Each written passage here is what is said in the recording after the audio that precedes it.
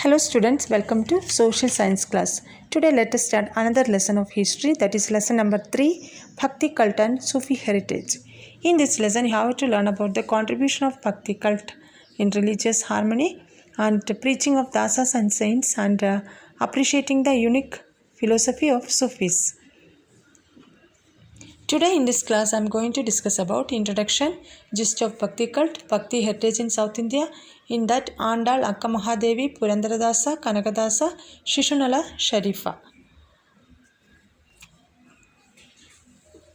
You all know that Indian in societies included of many cultures.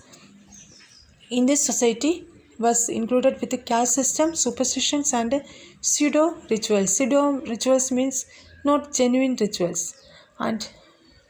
And in that time they believed that attaining moksha for the common man was very impossible, and the medieval society was under the impression that the common people were not eligible for such a destiny.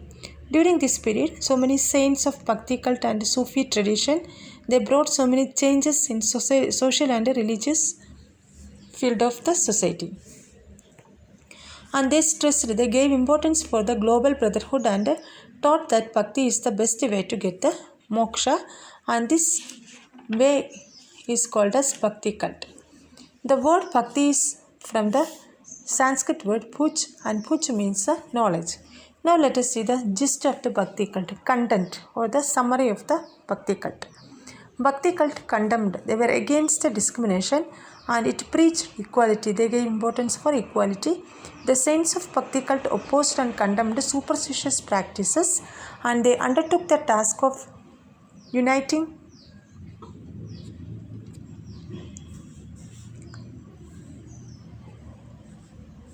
the hearts of the people. And according to Sufi saints, Dharma is love and service to mankind. And they taught everybody that God is one, not many.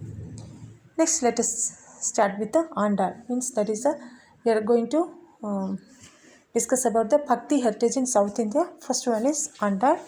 Andal is one among the 12 Alvars. Alvars means Vishnu devotees of Tamil Nadu. They are known as Alvars. And she was adopted daughter of the Vishnu Chitta. Vishnu Chitta was a Alvar. Alvar means Vishnu devotee.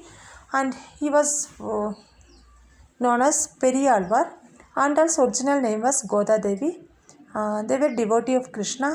Her father was making flower garlands and offering to the Krishna temple of Sri Villuputtur. Andal loved Krishna and she said that he was her husband. And she wrote Tirupavi and dedicated to the god. In Tamil Nadu region, Tirupavi Vrada is famous. That is a ceremony, religious ceremony. According to Alvars, all the Vishnu devotees are equal and their birth should not be questioned. And they were against the caste system. Next one is about Akka Mahadevi. Akka Mahadevi was an enterprising, important woman in Vajana movement of 12th century, and she has made a more contribution to Vajana literature. She was born in Udutadi of Shivamogga district. Her father name was Nirmala Shetty and her mother was Sumati. And Akka Mahadevi was devotee of Shiva from her childhood, and she claimed that Channa Mallikarjuna himself to be her husband, and her parents forcefully got her married to King Kaushika, and she found it is a hindrance to her service to Guru Linka Jagamma, so she left that place. Later she stayed in Anubhava Mandapa in Kalyana for some times, and there she wrote many vajanas under the pen name Channa Mallikarjuna. Her pen name means another name. When in literature and all, if you are writing means somebody will give another name for that. Real name they won't give, that is known as pen name. And here Akka Mahadevi wrote the vajanas in the pen name of Channa Mallikarjuna, and she was respected by all Shiva Sharanas, and she left Kalyana and went to Sri Shaila towards the end of her life, and she left her body in the Kadali forest of Sri Shaila. Next one is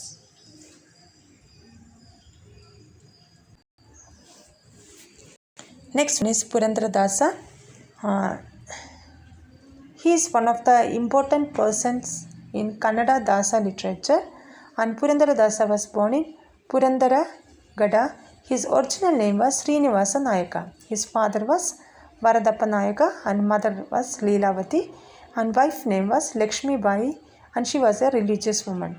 And Srinivasa Nayaka, first he was a miser and atheist also, and later he distributed all his wealth to the needy people and spent the rest of his life in the thought of the God. And he traveled many places singing kirtanas, and at last he reached Krishnadevaraya's court. Viceroy gave him Diksha and called him as Purandara. Afterwards he became Purandara Dasa. He condemned, he was against the caste system, and we also see the combination of philosophy, moral and musical qualities in his song. If you are listening his song, we can see philosophy is there, moral and musical qualities are there for his song. He is known as Karnataka Sangeeta Pitamaha, means the father of Carnatic music. And who is the father of Carnatic music? Purandara Dasa. He wrote the Kirtanas with the pen name of Purandara Vittala, and he was praised by his own Guru means teacher, Viceroya, as Purandara Dasa is a ultimate as a Dasa. Next we have to learn about Kanakadasa. Kanakadasa is one of the famous Kirtanakara of Dasa literature, and he was born about 1508 at Bada village of Bangapura Taluk in Haveri district. Timmappa was his original name, and Birappa and Bachamma were his parents.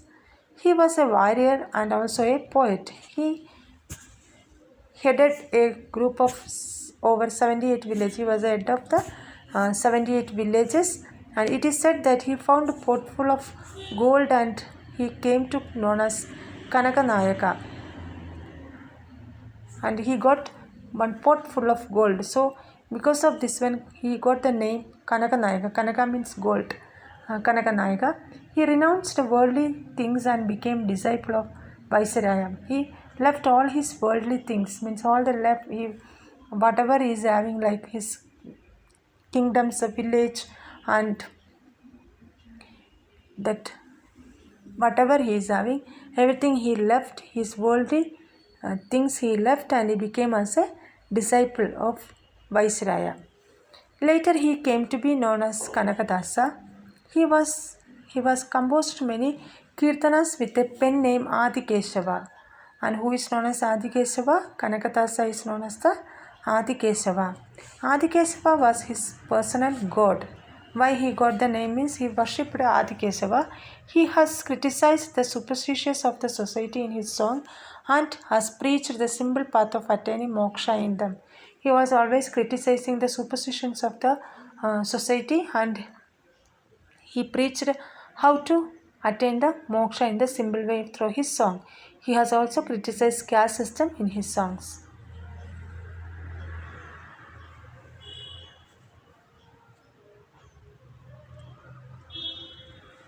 Next one is Shishunala Sharifa. Shishunala Sharifa is the first Kannada Muslim mystic poet. In Muslim family, he was from the Muslim family. He was a poet.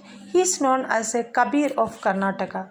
He was born in 1819 at Shishunala. His parents were Iman Sahib, mother was Hajjamma. He studied both Hindu and Islamic religion in his childhood. When he was child, that time he studied both Hindu and Islamic religion. Later he passed his Malki exams and served as the teacher for some times. And he took Diksha from Govinda Bhatta and wrote many Tattva Padas. In his poem, one can find Revayat, means Muharram words. Among those songs, Kalagapada, Dharmika Niti Pada, Alavi Pada, Saval Jawab Pada are famous. We can see his grave at Shishunala. He tried to spread humanity beyond the barriers of caste and religion. He said that humanity is the more importance than the caste and religion. With this, I'll wind up the class. Next class, we'll start another topic of this lesson, Bhakti Heritage of North India. Next class, we will discuss that one. Okay, thank you, students.